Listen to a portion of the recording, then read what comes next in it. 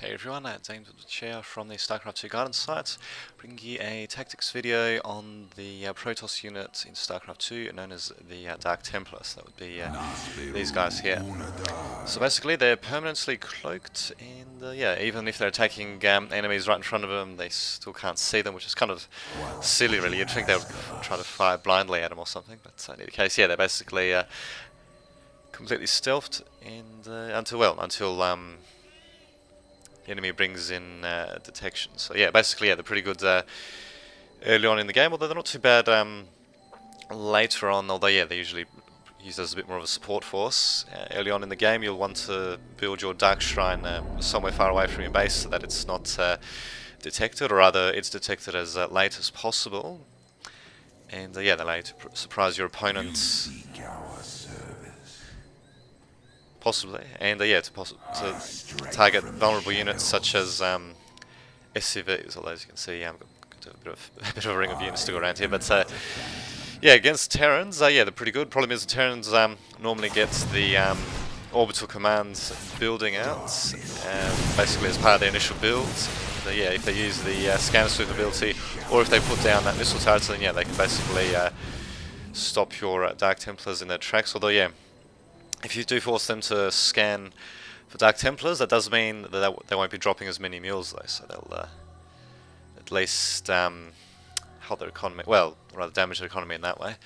At the same time, once they stop becoming useful, you can use 2 Dark Templar to turn them into an Archon, like that, and yeah, then you can use the Archon. In fact, you can actually move around once warping, there you go.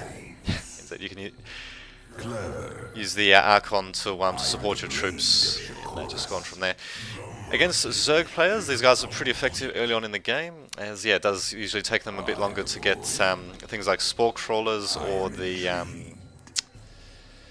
Overseer out. But yeah, once they do have them out, then yeah, sometimes you'll see Zerg players go a bit of a combination of Spore Crawlers coupled with Spine Crawlers, so that's yeah, they can basically more or less spot and defend against the Dark Templar, since yeah, the Spore Crawlers can't attack them directly. Against Protoss, however, it's very, very tricky to use against them due to the fact that Protoss usually are going to get an Observer early on, and the Observer itself, it can detect cloaked units and it's cloaked itself, so you won't actually know if, for example, your Dark Templar has even been spotted early, perhaps, until they, gets fired on by the enemy's forces. However, they can still be used, even if your opponent does have detection, provided that you do have a few troops in front here. So yeah, if you mix them in with groups of zealots, for example, it can be pretty tricky to. It can be tricky to target them separately from the zealots, and the Dark Templar themselves actually do a pretty good amounts of damage as well, actually. So we'll just start attacking, and yeah, we'll just start one attack there. So yeah, then basically once you've mixing the Dark Templar with zealots, even if they are detected, yeah, it can be a bit tricky to spot them in big army versus army engagements, especially if they're mixed in with regular zealots.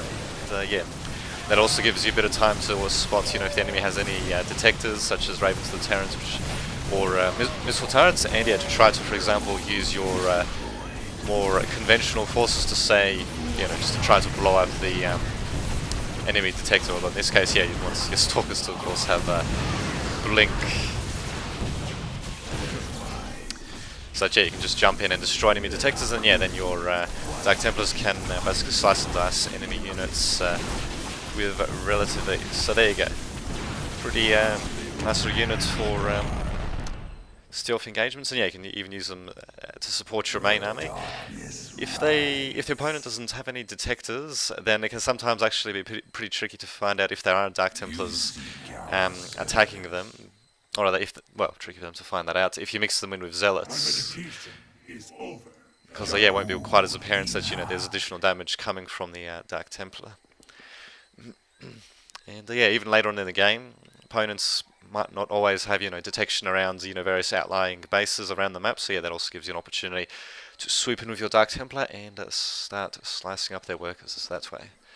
So there you have it. It's not such a shabby little unit, and yeah, it's not exactly a necessity for Protoss, but it's a pretty strong unit if used correctly. It's certainly a bit more of a finesse unit to say the least, and not one that relies on brute strength. So there you have it. Check out the StarCraft 2 guidance site for more information about using the Protoss, and until next time, this has been Dame to the Vidge, signing off.